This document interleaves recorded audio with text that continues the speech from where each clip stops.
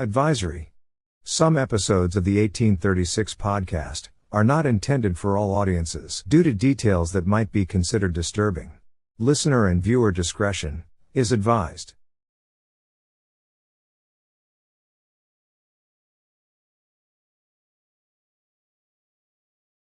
This episode of the 1836 podcast shares the explosive true story of Ned Christie. Discover the Cherokee hero's defiant last stand against an Arkansas posse armed with guns, a cannon, and dynamite. Was he a murderous outlaw or a framed statesman? You decide. In the mist-covered highlands of the Cherokee Nation, land still aching from the recent memory of forced removal, a child named Ned was born on December 14, 1852. His name meant he who stands in the middle. Later generations would know him simply as Ned Christie, one of the most contentious and misunderstood figures in frontier history. Decades before his birth, Ned's father, Wat Christie, endured the horrors of the Trail of Tears in 1838 through 1839, when the United States government forced approximately 16,000 Cherokees to march from their ancestral homelands in the southeast to Indian Territory. Exposure, starvation, disease, and brutality claimed thousands of lives. Watt survived and eventually rooted his family in the Going Snake District, a rugged and heavily wooded region that today lies in Adair County, Oklahoma. There he rose to prominence as a ceremonial ground leader, helping keep Kituwa spiritual practices alive, stomp dancing, sacred medicine rites, and a political devotion to Cherokee self-governance. Ned was raised with these traditions, learning from an early age that sovereignty was sacred and that the encroaching border with Arkansas was both a political and physical threat. Across that same border in Tennessee, another life began. Daniel C. Maples was born on January 17, 1846, and moved west with his family to Carroll County, then Benton County, Arkansas. Like many young men of the frontier, Maples grew up in a hard environment of subsistence farming and border feuds. In 1862, at 16 years old, he enlisted in the Confederate 4th Arkansas Cavalry, serving in a war that devastated the region. The end of the Civil War in 1865 left Arkansas lawless in many areas, and Maples, accustomed to hardship, found stability in law enforcement. By the 1880s, he joined the ranks of the Deputy United States Marshals under Judge Isaac C. Parker's Western District Court in Fort Smith, often called Hell on the Border. Judge Parker's court held jurisdiction over crimes in Indian Territory involving non-Indians or federal interests. His court issued thousands of warrants and carried out 88 executions. They called him the hanging judge. This environment shaped Maples' career and reputation, and he became a familiar figure on both sides of the line, living in Bentonville while making dangerous forays into Cherokee Nation. Back in Indian Territory, Ned Christie matured into a recognized community leader. Literate, bilingual, musically gifted, and widely admired for his physical skill. He dominated local games of marbles, played stickball with fierce competitiveness, and became known for his fiddle. By 1870, he operated a respectable blacksmith and gunsmith shop and rabbit trap, an important local service in a region where tools, horseshoes, and firearms meant survival. Ned's personal life reflected Cherokee marital traditions. He married several times: Nanny Dick, Peggy Tucker, Jenny Scraper, and Nancy Grease. Disease and mortality rates were high in the territory, making remarriage common. Despite these losses, Ned built a large blended family. In 1878, a drunken altercation ended in the death of another Cherokee man. The case was tried in the Cherokee courts, which held jurisdiction for crimes between Cherokee citizens. Ned was acquitted. This reaffirmed his standing inside the nation while highlighting the fragile balance of authority between tribal and federal systems. By 1885, Ned had risen in political stature enough that voters elected him to the Cherokee National Council. He became a firm ally of Principal Chief Dennis Bushyhead, one of the strongest opponents of federal assimilation policies.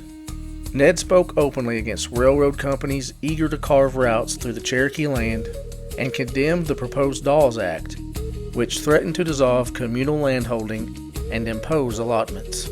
His political alignment placed him in the conservative national faction, largely supported by full-blooded Cherokees and Kituwa traditionalists intent on preserving sovereignty.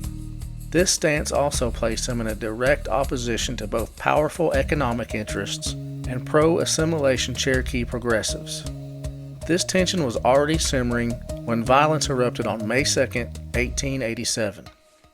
Deputy Marshal Dan Maples, then 41 years old, rode into the Cherokee Nation with fellow deputies George Jefferson and E.F. Stokes to apprehend bootlegger Bill Pigeon, a known violator of federal liquor laws. After securing their arrests, Maples went to a nearby store for eggs. On his return ride near Springs Branch Creek, he was ambushed, with a bullet piercing his chest. Maples died the following day.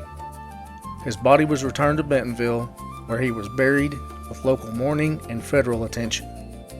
Ned was in Tahlequah that night drinking with friends, a detail later confirmed and never disproven. 6 men were arrested soon after. All but one had previous charges in Fort Smith. 3, Charlie Bobtail, John Paris, and Bub Traynor, were eventually indicted. It was Bobtail who accused Ned Christie of being the shooter, resulting in a federal warrant for Ned's arrest. Ned understood the implications. Any crime involving a federal officer or a white victim fell under the jurisdiction of Judge Parker's all-white jurors, who were notoriously harsh on Native defendants. Believing he would never receive a fair trial, Ned refused to surrender. This decision triggered what became known as Ned Christie's War, fueling 5 years of pursuit, rumor, and sensational reporting. From 1887 to 1892, Arkansas posses repeatedly entered Cherokee lands seeking Ned. Kituwa supporters used traditional communication methods, like signal fires and bird calls, to warn him of approaching danger. Popular press and dime novel writers exaggerated him to a fearsome outlaw, although no credible evidence tied him to any crimes besides the Maples accusation. In fact, the territory's lawmen often blame him for almost every unsolved crime, a reflection of racial prejudice and his political prominence. In September of 1889, famed lawman Heck Thomas led a posse to Ned's cabin. They attacked at dawn, setting the building ablaze. Ned defended himself from the loft as his 13-year-old son, James, handed him loaded rifles. A bullet struck Ned in the face, destroying his left eye and embedding near his brain. Believing Ned was dead, the marshal withdrew. Kituwa relatives and clan members smuggled him away and nursed him back to health, a recovery that only intensified federal determination to capture him. Now, Ned had a $1,000 dead or alive reward, which today is a little over $35,000. Bounty hunters can now join the pursuit. Ned relocated and constructed a fortified residence on a bluff later known as Ned's Fort Mountain, building double log walls filled with sand to resist gunfire. It was nearly bulletproof and fireproof, an innovative defense structure for the era. On October 11, 1892, Deputy Everett Milo Creekmore, also known as Curly, led a force of deputies, William Bowden, David Rusk, and Charlie Copeland, to attack the fort. A heavy gunfight broke out, with 3 marshals wounded by friendly fire. Ned escaped uninjured into the nearby hills. Creekmore later positioned his men around the fort long enough to request major reinforcements, laying the groundwork for a massive assault to come. According to later stories, Ned even sent word urging Creekmore to go home to his family, seen by some as evidence that Ned did not wish to harm lawmen unnecessarily. Federal authorities escalated. On November 2, 1892, United States Marshal Jacob Yost assembled between 16 and 25 armed men from northwest Arkansas, including notable lawmen such as Cap White, Heck Bruner, Peyton Tolbert, Wes Bowman, and Sam Maples, the son of the slain deputy. This posse hauled rifles, extra ammunition, dynamite, and even a small cannon borrowed in Kansas, an extraordinary measure reflecting how much symbolic weight the Christie case had acquired. Arriving at Ned's fort before dawn on November 3rd, the posse reportedly chloroformed Ned's guard dogs to prevent them from alarming him. Inside the fort were Ned, his wife Nancy, his children Mary and James, his stepson Albert, grandchildren, cousin Arch Wolf, and a 12-year-old farmhand named Charles Hare. Ned had confided to Nancy that he would not be taken alive. Together, they followed Cherokee ritual by cutting off his long hair, a sign of mourning, usually death, burying it and praying over it. The marshals demanded surrender in both English and Cherokee. Ned responded in gunfire. The posse's rifles were ineffective against the sand-packed walls, and the cannon shots bounced off. They put more and more in the cannon hoping to breach the walls, but overloading it caused it to explode. Turning to their last resort, they prepared for dynamite. On the morning of November 4th, the posse rolled a wagon up to the fort for cover, placed 6 sticks of dynamite in a bundle at the wall, then detonated them with a rifle shot. The blast opened a large breach in the wall and ignited the fort. During the chaos, Ned's daughter Mary attempted to exit with the other non-combatants, but accidentally dropped a pouch of bullets. The clatter startled the marshals, who opened fire, though fortunately none of the fleeing women and children were struck. Once calm was restored, they allowed the women and children to pass safely. As flames consumed the building, Ned Christie, heavily bandaged and half-blind, charged out of the fire with pistols blazing. He shot Deputy Wes Bowman at close range before a barrage of bullets struck him. Stories vary on how many bullets hit him. Some claim dozens. As Ned collapsed, Sam Maples stepped forward, stood over him, and fired repeatedly into the fallen man. Ned Christie never faced a trial. A door was torn off his home and his body was tied to it, and then carried through the Cherokee Nation before being sent by train to Arkansas. In Fayetteville and Fort Smith, lawmen propped the corpse against buildings, placed a rifle in his hands, and posed for pictures that were reproduced as postcards, a grim but common practice of the era.